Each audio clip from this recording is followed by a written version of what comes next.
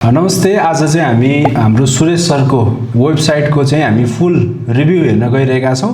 भर्खरै हामीले डेभलप गरेको यो aryalsuresh.com.np हामीले सुरुमा देख्दाखेरि सरको थोरै फोटो प्रोफाइलहरु तपाईहरुले देख्न सक्नुहुन्छ र फेसबुक पेज देखि लिएर युट्युब च्यानलको हामीले लिंकहरु राख्दिएका छौं। त्यहाँबाट तपाईहरु उहाँको फेसबुक र युट्युब तिर जान सक्नुहुन्छ र यसको मुख्य पार्ट जुन चाहिँ पोर्टफोलियो भन्दा अलिकति भिन्न छ त्यो तपाईहरुलाई पनि काम लाग्न सक्छ। त्यही अनुरूप हाम्रो सुरेश सरको डिजाइन अनुसार प्लान अनुसार हामीले रिसोर्स सेक्सन राखेका छौं। यसमा हामीले भरपूर रूपमा मटेरियलहरु राख्ने प्लानका साथ यो हामीले बनाएर राख्दिएका छौं।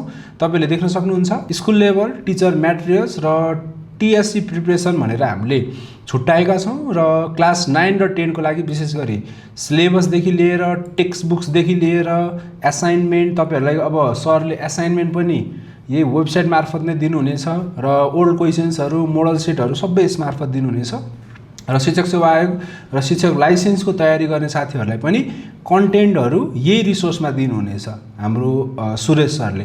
त्यही अनुरूप हामीले चाहिँ डेभलप गर्दाखेरि वेबसाइट डिजाइन गर्दाखेरि चाहिँ यसरी राखेका छौं र ब्लग सेक्सन छ। सरले चाहिँ विभिन्न आर्टिकल्सहरु ब्लग्सहरु लेख्नुहुन्छ, कतैको सोर्सेसहरु ल्याउनु भए पनि यसमा राख्नुहुन्छ ताकि तपाईहरुलाई काम लागोस्। यसरी चाहिँ हामीले बनाएको छौं। साथसाथै हामीले यसमा चाहिँ इम्पोर्टेन्ट लिंक्स भनेर राख्दिएका छौं जसमध्ये म्यागजिन्सहरु, एक्जाम र सर्टिफिकेटको कुराहरु र सबै युनिभर्सिटीहरुको वेबसाइटको लिंक राख्दिएको छौं। त्यो कलेक्सन्स हो, त्यहाँबाट पनि तपाईले हेर्न सक्नुहुन्छ। र मुख्य जुन अरु भन्दा भिन्न भनेको चाहिँ नेगेटिभ मार्किङ क्याल्कुलेसन हो। जसले लोक सेवा आयोग शिक्षक सेवा आयोग तयारी गर्दै हुनुहुन्छ र उहाँहरुलाई डाउट हुन सक्छ मेरो कति मार्क्स आयो, कति एउटा अटेम्प्ट गरेको थिए, कति एउटा मिल्यो र कति नेगेटिभ मार्किङ भयो भनेर हेर्नको लागि चाहिँ हाम्रो नेगेटिभ मार्किङ क्याल्कुलेटर भनेर राखेका छौं।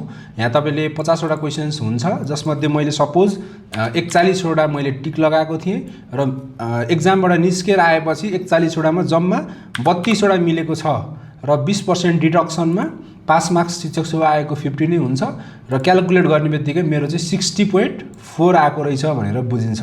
यसरी चाहिँ तपाईहरुले नेगेटिभ मार्किङ क्याल्कुलेटर चाहिँ युज गर्न सक्नुहुन्छ र यस्तै खालका नयाँ फिचर्सहरु पनि हामी बिस्तारै राख्ने जानेछौं जसमध्ये तपाईहरुले आफैले पनि भिजिट गर्नु होला र यसमा केही प्रब्लमहरु छ अथवा तपाईहरुलाई केही सुधार्नु पर्ने केही कुराहरु तपाईहरुलाई लागेको छ भने प्लिज हामी तपाईहरुको माझ खुला छौं। तपाईहरुले हामीलाई जुनसुकै पनि बेला हामीलाई मेसेज गरेर टेक्स्ट गरेर तपाईहरुले हामीलाई सम्झाउन सक्नुहुन्छ र सजेसन दिन सक्नुहुन्छ। त्यति कुरा आज तपाईहरुलाई जानकारी गराएँ र आज हाम्रो पहिलो दिन थियो। त्यही अनुरूप हामीले हाम्रो सरको वेबसाइटको चाहिँ रिभ्यू पनि लियौ र हामीले बनाएको कुराहरु तपाईहरुलाई प्रस्तुत गर्यौ। यसरी नै हामी हरेक दिन तपाईहरुलाई नयाँ भिडियोको साथ प्रस्तुत हुनेछौं।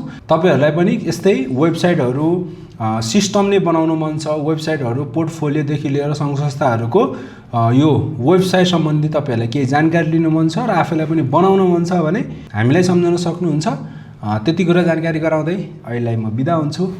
भोलि पनि यसरी नै भिडियो मार्फत भेट्ने छौं। सबैजनालाई धन्यवाद।